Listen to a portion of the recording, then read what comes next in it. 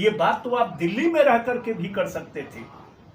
जब इस देश के तमाम राजनीतिक दलों की बैठक हुई थी, सर्वदलीय बैठक बुलाई गई थी, उस मीटिंग से आप नदारद क्यों थे?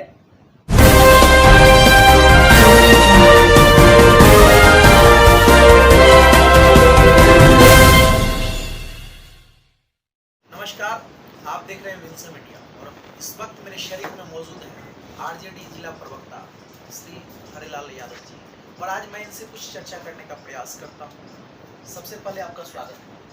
बहुत बहुत स्वागत आपका और आपके इस चैनल का और आपके दर्शकों का। आजकल एक बहुत बड़ी घटना जो घटी है देश में, मतलब जाति नहीं धर्म पूछ करके गोली मार दी, और जो घटना घटी इस पर पूरे देश में एक अलग ही क्रांति चली है और चर्चा घर घर हो रही है। इस पर आप क्या कहना चाहते हैं? सबसे पहले आपके चैनल के माध्यम से पहलगाम हमले में मारे गए निर्दोष 26 भारतीयों के प्रति सारण जिला राष्ट्रीय जनता दल की ओर से मैं गहरी शोक संवेदना प्रकट करता हूँ।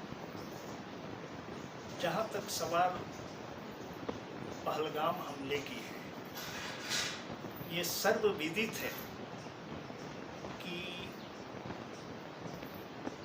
भारत सरकार के इंटेलिजेंसी विभाग, खुफिया विभाग का ये नकारापन है, पूर्णतः ये फेल है, जिसका नतीजा ये निर्दोष भारतीय पहलगाम में मारे गए। पाकिस्तान के मुसलमान जो हैं सो बराबर में हिंदू और मुस्लिम के बीच में युद्ध चलते रहता है, और वो आकर के हिंदुस्तानी जो है हिंदू उनको मार दिया जाता है।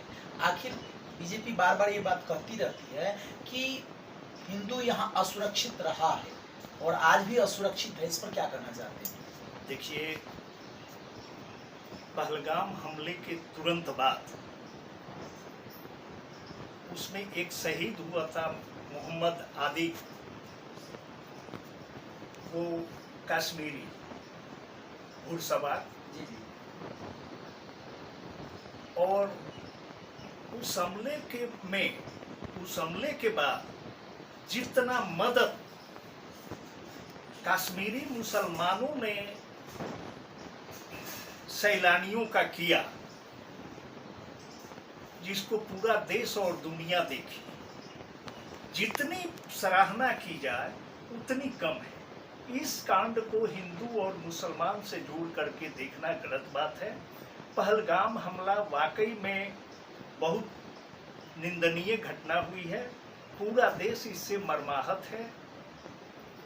हर देश का नागरिक 140 करोड़ भारतीय सरकार के साथ है, और उस हमले में मारे गए निर्दोष भारतीयों के परिवार के प्रति अपनी गहरी शोक संवेदनाएं प्रकट करता है, और सरकार को खुली छूट ये देश दे रहा है कि सरकार इस कायराना हमले का मुंहतोड़ जवाब दे। फिर अभी तक सरकार क्या कर रही है? सरकार जो कर रही है, सरकार तो बोल रही है कि एक एक का हिसाब लिया जाएगा, नदी जो है उसको उसके पानी को रोक लिया जाएगा। मतलब पाकिस्तान को बर्बाद करने की बार बार धमकी दी जा रही है। तो सरकार तो अपने काम में लगी हुई है। ये बहुत हास्यास्पद बात है सरकार का। पहलगाम हमले और उसके पहले 2019 के पुलवामा अटैक जो सैनिकों पर हुआ था, इस हमलों से सरकार बैकफुट पर आ चुकी है। नरेंद्र मोदी की सरकार, यह सरकार आज तक 2019 में जब पुलवामा अटैक हुआ, वो पुलवामा अटैक में 300 केजी RDX सफेद कार में कहां से आया, कौन पहुंचाया, उसका कोई ठोस जानकारी इस देश की जनता को सामने ये सरकार नहीं रख पाई। आज तक पहलगाम हमले में जो अटैक हुआ है, क्या भारत सरकार के खुफिया विभाग को जानकारी नहीं थी कि कश्मीर में लाखों की संख्या में सैलानी आते हैं, पर्यटक आते हैं। सरकार उनकी सुरक्षा व्यवस्था में क्या सुरक्षा व्यवस्था कैसी तैयारी की थी? और जब इंटेलिजेंसी विभाग को जानकारी था तो पहलगाम में सैलानी 2000 की संख्या में प्रतिदिन जाते हैं उस जगह पर, और एक चौकीदार भी उन लोगों की सुरक्षा में न रहे, ये क्या दर्शाता है? उसके ठीक 20-25 दिन पहले भारतीय जनता पार्टी के सांसद निशिकांत दुबे अपने शादी के 25वीं सालगिरह मनाने ठीक उसी जगह पर गए थे। 500 से ज्यादा सुरक्षा कर्मी उनके सुरक्षा में तैनात थे। क्या एक सांसद का जान का कीमत इतना बड़ा है और एक भारत का आम जनता का, एक भारत के आम जनता का, आम नागरिक के जान की कीमत कुछ भी नहीं? ये सरकार संवेदनहीन है। सुरक्षा के मामले में ये सरकार 0 पॉइंट पर है। ये सरकार लाख दावा कर ले कि ये देश मजबूत हाथों में है, ये देश मजबूत हाथों में नहीं है। 2014 के बाद 27 बार इस देश पर हमले हुए। 2014 के बाद 27 बार इस देश पर हमला हुए। ये सरकार क्या कर रही थी या क्या कर रही है? कौन सी बड़ी कार्रवाई की? आतंकवादियों को, चाहे आतंकवादियों के आकाओं जो उनको पोषण करते हैं, उनके ऊपर क्या कार्रवाई की? ये देश जानना चाहता है। आप झूठ मूठ को बयान, बहादुर बयान, मुंहजबानी तोपे दाग रहे हैं, मिसाइलें गिरा रहे हैं, पाकिस्तान को धुआं धुआं कर रहे हैं, टीवी चैनलों पर दिखवा रहे हैं बिकाऊ पोसू मीडिया के माध्यम से कि पाकिस्तान धुआं धुआं हो जाएगा, पाकिस्तान का नामो निशान मिट जाएगा, पाकिस्तान को मिट्टी में मिला देंगे।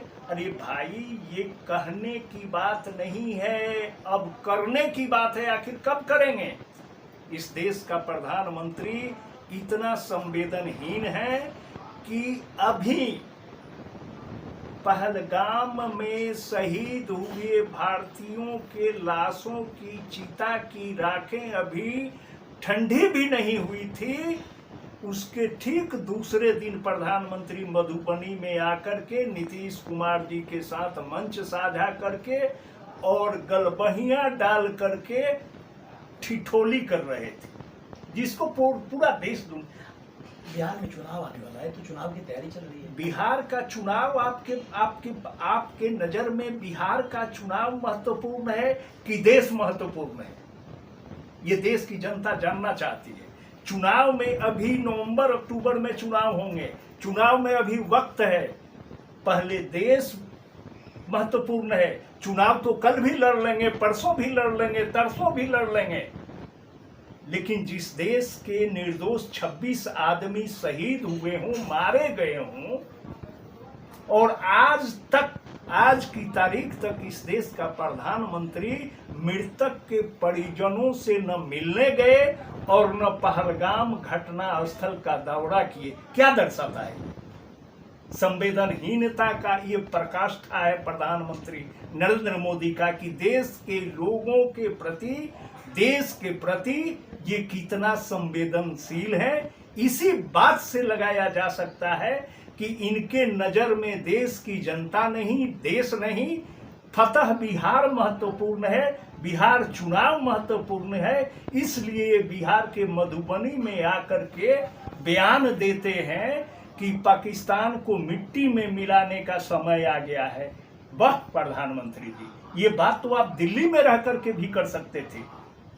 जब इस देश के तमाम राजनीतिक दलों की बैठक हुई थी, सर्वदलीय बैठक बुलाई गई थी, उस मीटिंग से आप नदारद क्यों थे? उस मीटिंग में आप शामिल क्यों नहीं हुए? पाकिस्तान के मुद्दे पर, आतंकवाद के मुद्दे पर अब क्या कार्रवाई करनी चाहिए, आप देश का प्रधान होने के नाते, देश के मुखिया होने के नाते उक्त बैठक की अध्यक्षता आपको करनी चाहिए थी। इतने संवेदनशील मुद्दे पर आप सर्वदलीय बैठक में नहीं गए, ये क्या दर्शाता है? इससे क्या लगता है आपको? ये भारतीय जनता पार्टी को, नरेंद्र मोदी जी को देश सर्वोपरि नहीं है, चुनाव और सत्ता हासिल करना इनके नजर में नंबर 1 प्राथमिकता है। लेकिन देश की जो जनता बोलती है कि नहीं, बीजेपी की सरकार में, बीजेपी जब से आई है तब से हिंदू को मजबूती मिल रही है, हिंदू हैं ये कहने में भी गर्व हो रहा है। उसके पहले हिंदू को हिंदू कहने में भी डर लगता था, लेकिन बीजेपी जब से आई है तब से हिंदू हम बोल पाते हैं खुल करके, यानी हिंदू को प्रोटेक्ट करने का काम बीजेपी कर रही है। लेकिन फिलहाल जाति न पूछते हुए धर्म के नाम पर हिंदू आप हैं तो मार दिया जाता है। इस पर आप क्या कहना चाहते हैं, मतलब क्या सिचुएशन है? देखिए, जहां तक धर्म पूछ करके गोली मारना, ये बहुत ही निंदनीय बात है। इसकी मैं और मेरी पार्टी और इस देश की तमाम राजनीतिक पार्टियां इस बात के लिए कड़ी निंदा की है कि आतंकवादियों की कोई जाति नहीं होती, कोई धर्म नहीं होता, अपराध की कोई जाति नहीं होती, कोई धर्म नहीं होता। ऐसे कई गैर इस्लामिक लोग, गैर मुस्लिम लोग मुसलमान के भेष में हिंदू बन करके मंदिरों में पाकिस्तान का झंडा रख रहे हैं। इसी देश में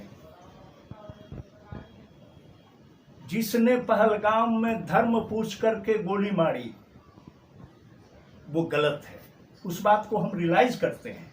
लेकिन इसी हिंदुस्तान में अलीगढ़ में अभी 1 सप्ताह नहीं हुआ, दलित के लड़कों ने जय भीम कहा तो उनकी जाति पूछ करके या नंगे करके पिटाई की। क्या दलित हिंदू नहीं है? सब है। क्या दलित हिंदू नहीं है? एक तरफ आप सत्ता हासिल करने के लिए हिंदू, मुसलमान, भारत, पाकिस्तान करते हो, दूसरी तरफ इस देश की एक बहुसंख्यक आबादी को, दलित लोगों को जय भीम कहने पर कपड़ा खोल करके और नंगे करके पिटाई करते हो। करनी सेना के गुंडे जिस तरह से अलीगढ़ में हमला किए दलितों के ऊपर, क्या वहां की योगी आदित्यनाथ की सरकार उस घटना को नहीं देखी? नरेंद्र मोदी जी आदरणीय प्रधानमंत्री उस घटना को नहीं देखे? एक तरफ आप हिंदू मजबूत हुआ है का नारा देते हो और दूसरे तरफ कमजोर वर्ग के लोगों पर अत्याचार करते हो, सरकार के संरक्षण में अत्याचार कराते हो। कैसे सनातन, कैसे हिंदू मजबूत होगा? एक तरफ आप दलित को प्रताड़ित करते हो, दलित को पीटते हो, और दूसरी तरफ हिंदू और सनातन की रट लगाते हो। ये नहीं चलने वाला है इस देश में। ये देश सबका है, सर्वधर्म समभाव का ये देश है। इस देश में, इस देश को बनाने में, इस देश को आजादी दिलाने में, इस देश की संप्रभुता, एकता और अखंडता को बरकरार रखने में जितना हिंदुओं का योगदान है, उतना ही मुस्लिमों का, उतना ही सिखों का, उतना ही ईसाइयों का, उतना ही पादरियों का, यहूदियों का योगदान है। ये देश सबका है। अच्छा, अंत में अपनी पार्टी की तरफ से बीजेपी के जो सर्वोच्च हैं आदरणीय प्रधानमंत्री श्री नरेंद्र मोदी जी, वहां तक अपनी तरफ से, पार्टी की तरफ से क्या संदेश पहुंचाना चाहते हैं? हम राष्ट्रीय जनता दल की तरफ से आदरणीय प्रधानमंत्री जी से मांग करते हैं कि पहलगाम हमला जो किया और जिसके उकसावे पर हुआ, कराया गया, उसको ये मुंहतोड़ जवाब दें। इनके साथ 140 करोड़ जनता भारतीय साथ हैं। इस देश की तमाम विपक्षी दल इनके साथ हैं। आज से ठीक 2 साल पहले से मणिपुर जल रहा है। आज तक प्रधानमंत्री जी मणिपुर को देखने नहीं गए। कल मणिपुर का 2 साल से मणिपुर जल रहा है और 2 साल कल पूरे हुए हैं। कल आज तक प्रधानमंत्री जी मणिपुर गए हैं? मणिपुर में ऐसा दुनिया में कौन सा देश है जो आप बताएं जिसके हस्बैंड, जिसके पति कारगिल की लड़ाई में अपना लहू बहाया, उसकी पत्नी को मणिपुर में नंगे बदन घुमाया गया? आपने अभी तक अफसोस नहीं किया? पहलगाम हमले पर प्रधानमंत्री जी नोटबंदी करते समय, कोरोना काल में लॉकडाउन के समय देश को, राष्ट्र को संबोधित किए। पहलगाम हमले पर आप चैनल पर आकर के राष्ट्र को संबोधित किए। देश में जातीय जनगणना की आप घोषणा करते हैं, ठीक है, ये बहुत ही ऐतिहासिक और सराहनीय आप काम किए हैं, इसका हम लोग स्वागत करते हैं, पुरजोर तरीके से स्वागत करते हैं। आपको राष्ट्र को संबोधन करना चाहिए कि जातीय जनगणना से इस देश को क्या लाभ होने वाला है। आप तो पलायनवादी हैं, इन मौके पर आप गायब हो जाते हैं, देश को गुमराह करते हैं। 140 करोड़ भारतीयों को गुमराह करके उनका वोट हासिल करना चाहते हैं, झूठ बोल करके। आज 13 दिन हो गए पुलवामा अटैक के, आज जो मरे हुए हैं उनकी 13वीं है आज। ये देश की जनता जानना चाहती है प्रधानमंत्री महोदय से कि क्या किए आप। शुभम द्विवेदी की पत्नी कानपुर की जो रहने वाले थे, ये सन्या द्विवेदी, जो सवाल की है भारत सरकार से, उस सवाल का जवाब क्या प्रधानमंत्री जी देंगे कि भारत सरकार ने हम लोगों को पहलगाम में अनाथ छोड़ दिया, एक चौकीदार हम लोगों के सुरक्षा में नहीं था। आज 14 दिन हो गए, 13 दिन पूर्णम कुमार साहू बीएसएफ का जवान भटकते हुए पाकिस्तान के सीमा में चला गया और वो आज तक पाकिस्तानी सेना के कब्जे में है। उसकी गर्भवती पत्नी चंडीगढ़ में सेना बीएसएफ के हेडक्वार्टर में जाकर के जानकारी हासिल करना चाह रही है कि मेरे पति, मेरे शौहर किस हालत में हैं। सरकार उस जवान की खोज खबर ली आज तक? आज 13-14 दिन हो गए। बीएसएफ का जवान, आपने कहा था कि एक के बदले 10 सर लाएंगे। आपका जवान, आपका देश का बेटा एक आज 14 दिन से पाकिस्तान के कब्जे में है, बीएसएफ का जवान। क्या किए आप? सरकार तो इस पर काम कर रही है ना? क्या कर रही है काम? आज तक देश जानना चाहता है कि जो बीएसएफ का जवान पाकिस्तान के कब्जे में है, पाकिस्तानी सेना के कब्जे में है, पाकिस्तानी सेना उसके साथ कैसा सलूक करती होगी। ये देश जानना चाहता है और आपको जवाब देना होगा, क्योंकि आप सरकार के मुखिया हैं, आप देश चला रहे हैं, देश की जनता आपको बागडोर सौंपी है। चौकीदार चुप रहे, यह नहीं उचलने वाला है। यानी आपके कथनानुसार जो भी घटना घटी पहलगाम में, वो लापरवाही की वजह से हुई? एकदम। पहलगाम में जो घटना घटी है उसमें सरकार की सबसे बड़ी चूक है, खुफिया विभाग की चूक है, इंटेलिजेंसी विभाग की चूक है। अगर इंटेलिजेंसी विभाग भारत सरकार को सूचित किया था, सूचना दिया था कि यहाँ खतरा होने वाला है, तो भारत सरकार का गृह मंत्रालय और जम्मू कश्मीर गवर्नमेंट इस पर क्या कार्रवाई की? वहां के पर्यटकों के सुरक्षा के लिए, वहां के सैलानियों के सुरक्षा में क्या प्रबंध की? उनको कैसी सुरक्षा प्रदान की? जो आतंकवादी आए, मारकर चले गए और सरकार के वहां से 6 किलोमीटर नीचे जहां सेना का कैंप है, उसको 1.5 घंटे के बाद पता चलता है। ये चूक नहीं तो और क्या है? सामने बिहार का चुनाव है। ये सरकार जब किसी राज्य का या देश का चुनाव होता है, तब तक सीमा पर ऐसी कार्रवाई होती है। 2019 में पुलवामा अटैक हुआ, 2019 में देश में आम चुनाव था। प्रधानमंत्री नरेंद्र मोदी जी ने अपने चुनावी भाषण में वोट मांगे पुलवामा के शहीदों के नाम पर, कि क्या पुलवामा के शहीदों के नाम पर वोट दीजिएगा कि नहीं? क्या चुनाव कराने के लिए, चुनाव में लड़ने के लिए ऐसी घटना होना जरूरी है क्या? एकदम। इस सरकार के पास कोई जनहित से जुड़े मुद्दे नहीं है। इस सरकार के पास एक सूत्री मुद्दा है, हिंदू मुस्लिम कराओ, इस देश में अंधविश्वास फैलाओ। बाबा बागेश्वर धाम के नाम से मशहूर होते हैं, ये सरकार उनको प्रोत्साहन करती है, चैनल उनको प्रोत्साहन करते हैं। वो पर्ची खोलने में और बांचने में मशहूर है। उन्होंने क्यों नहीं पर्ची खोल करके बता दिया कि पुलवामा में अटैक होने वाला है? उनके ऊपर साक्षात महावीर जी का वास होता है। ये अंधविश्वास से देश नहीं चलेगा। हिंदू मुस्लिम भारत पाकिस्तान के नारों से भड़का करके आप कितने दिन तक सत्ता की रोटी सेकते रहेंगे? निर्दोष लोगों की चिताओं पर अपनी सत्ता की रोटी कब तक सेकते रहेंगे मोदी जी?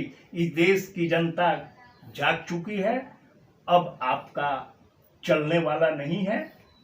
क्या 2025 का जो विधानसभा चुनाव आने वाला है, इस पर जनता उनको जवाब देगी? एकदम बिल्कुल जनता जवाब देगी। जनता देख रही है और देखी भी बिहार की जनता कि एक तरफ प्रधानमंत्री विदेश का दौरा, सऊदी अरब का दौरा छोड़ करके बीच रास्ते से चले आए भारत पहलगाम अटैक के बाद, और आप दूसरे दिन आप बिहार चले आए चुनावी रैली को संबोधित करने के लिए। ये क्या दर्शाता है? आपको बिहार न आकर के आपको दिल्ली में सेना के प्रमुखों के साथ बैठक करनी चाहिए थी, सुरक्षा सलाहकारों के साथ बैठक करनी चाहिए थी, जिन्होंने इन जघन्य कांडों को अंजाम दिया है उसको मुंहतोड़ जवाब देने का काम करना चाहिए, कि बिहार में आकर के वोट मांगना चाहिए।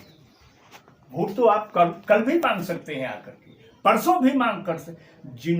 जिन्होंने अपना पति खोया, जिन्होंने अपना बेटा खोया, जो बहनें अपने भाई को खोई है, उनकी आंखों को आंसू पोंछने का काम आपको करना चाहिए था प्रधानमंत्री जी। बिहार के चुनाव में रैली को संबोधित करने नहीं आना चाहिए था। आप कितना संवेदनशील है इस देश के प्रति, इस देश के जनता के प्रति, इसी से अंदाजा लग गया है। चलिए, जैसा कि आप सुने, ये आरजेडी के जिला प्रवक्ता श्री हरेलाल यादव जी हैं, और इन्होंने जो भी सच्चाई है, देश में जो स्थिति चल रही है, उस स्थिति को अपने दिलो दिमाग की उपज के अनुकूल साझा करने का प्रयास किए। आप इस वीडियो के माध्यम से क्या सोच रहे हैं, और जो घटना घट रही है देश में, इस पर आप क्या सोच रहे हैं? कमेंट में अपनी प्रतिक्रिया जरूर दीजिएगा। आप देख रहे हैं विंसम इंडिया। जय हिंद, जय भारत, धन्यवाद।